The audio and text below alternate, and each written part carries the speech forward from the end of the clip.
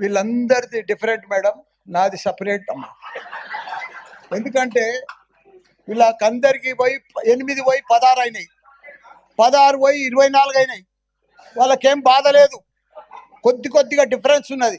నా నియోజకవర్గంలో జర ఉండాలా, నాకు చాలా టెన్షన్ ఉందన్న. నా నియోజకవర్గంలో 61 మంది గ్రామ పంచాయతీ సర్పంచులు ఉండ్రి, 220 మంది కార్పొరేటర్లు కౌన్సిలర్లు ఉండ్రి, 5 మంది ఎంపీపీలు ఉండ్రి, 5 మంది జడ్పీటీసీలు ఉండి, మొత్తం 440 మంది లీడర్లు ఉండే నా మేడ్చల్ నియోజకవర్గానికి. 6,80,000 మంది ఓటర్స్ ఉండ్రి. దాన్ని మొత్తం తీసుకుపోయి సత్యనాథ్ చేసి 16 కార్పొరేటర్లు 16 డివిజన్లు చేసిరమ్మా. నాది ఎట్లుంది ఇప్పుడు నా పరిస్థితి అమ్మా? నా మేడ్చల్ దేశంలోనే నంబర్ 1 నియోజకవర్గం ఉండే, 7 మున్సిపాలిటీలు, 3 కార్పొరేషన్లు, ఇంత పెద్ద నియోజకవర్గాన్ని తీసుకుపోయి 14 తీసుకొచ్చి జిహెచ్ఎంసీలో కలిపిరమ్మా. కల్పుల్ని, మాకు బాధ లేదు.